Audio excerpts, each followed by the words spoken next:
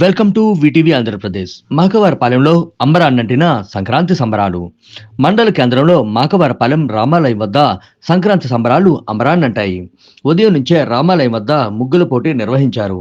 పెద్ద సంఖ్యలో సాంప్రదాయ వస్త్రధారణ వేసిన మహిళలు వేసిన ముగ్గులు ఆకట్టుకున్నాయి. విజేతలకు సాయంత్రం ప్రత్యేక కార్యక్రమంలో బహుమతి ప్రదానం చేశారు. ఈ సందర్భంగా మాకవారపాలెం పట్టాలమ్మ తల్లి కోలాట బృందానికి చెందిన బాలల ప్రదర్శించిన కోలాట నృత్యాలు అలరించాయి. గ్రామ ప్రజలు పెద్ద సంఖ్యలో హాజరయ్యారు.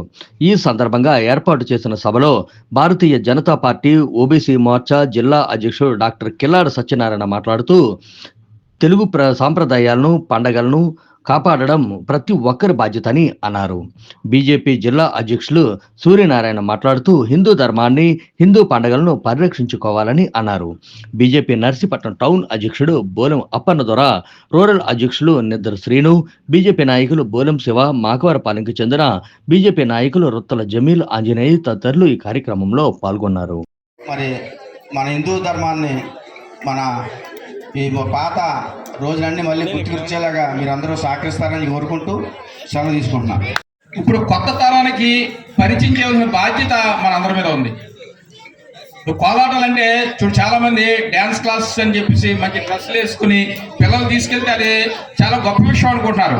కానీ ఇలాంటి కార్యక్రమాలు మన పిల్లలకు అలవాటు చేయడం వల్ల ఆరోగ్యం అవ్వచ్చు, లేకపోతే మనిషి మానసిక ఒత్తిడి అవ్వచ్చు, ఇవన్నీ కూడా పిల్లల్లో ఎంతో ఉల్లాసానికి అలా చేసి ఈ చదువుల మీద శ్రద్ధ, చదువుల మీద కాన్సన్ట్రేషను, చదివిని బాగా గుర్తు రావడం ఇవన్నీ ఉంటాయి. కాబట్టి ఇటువంటి కార్యక్రమాలను తల్లిదండ్రులు ప్రోత్సహించడం తప్ప మన పిల్లలు మిగతా పిల్లలతో కలవడం ఏంటి, మన పిల్లలు మనం బాగా చూసుకోవాలి అనే ఆలోచన మాత్రం చేయకండి. ఈ కార్యక్రమం పండగలను ఎందుకు ఇచ్చే సెలవులు, ఇటువంటి కార్యక్రమాలు నలుగురు కలిసి కష్ట సుఖాలు చెప్పుకుంటూ తోటి పిల్లలు మన పిల్లలు కలవడం వల్ల ఇంకో పిల్లలు చూసి మన పిల్లలకి ఆటోమేటిక్గా ఉత్సాహం వస్తుంది. ఆ పిల్లలు ఏం చదువుతున్నారు, నేను అది చదవాలని వాళ్ళకి కలుగుతుంది.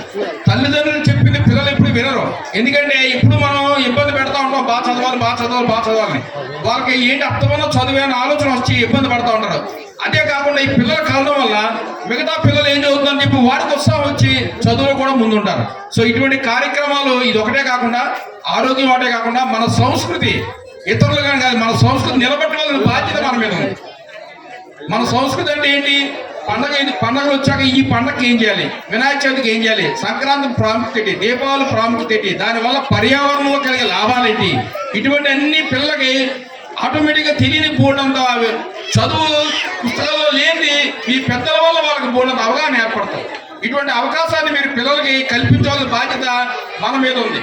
కాబట్టి మీరు ప్రతి పండగ కూడా ఏదో కార్యక్రమాన్ని పిల్లలతో పాటు మీరు కూడా పార్టిసిపేట్ చేసి కలిసిమెలిసి కార్యక్రమాన్ని రూపొందించి పిల్లల్ని మీరు కూడా అన్ని కుటుంబాలు ఏకమై, ఎందుకంటే ఇప్పుడు బాగా కలుషితం అయిపోయి రాజకీయాల్లోని అభివృద్ధి గురించి ఎవరు మాట్లాడలేదు, పర్సనల్ విషయాల్లో తిట్టుకోవడం కొట్టుకోవడం ఉంటుంది.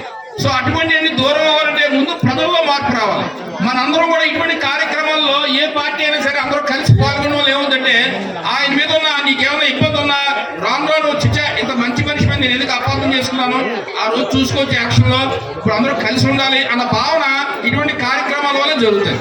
సో మీరందరూ ఏం చేయాలంటే ప్రతి కార్యక్రమాన్ని నువ్వు కండక్ట్ చేసావా నేను కండక్ట్ చేసావా అని ఆలోచన వద్దు. ఏది కార్యక్రమం రూపొందించినా అందరూ ఎంతో కొంత సహాయ సహకారం అందిస్తే, పార్టిసిపేట్ చేస్తే ఆటోమేటిక్గా మనలో మంచి భావన సద్భావన కలిగి అందరూ కలిసిమెలిసి ఉంటాం. నాకు ఈ అవకాశం ఇచ్చిన మీ అందరికి కూడా ధన్యవాదాలు తెలియజేసుకుంటూ మరొకసారి సంక్రాంతి శుభాకాంక్షలు.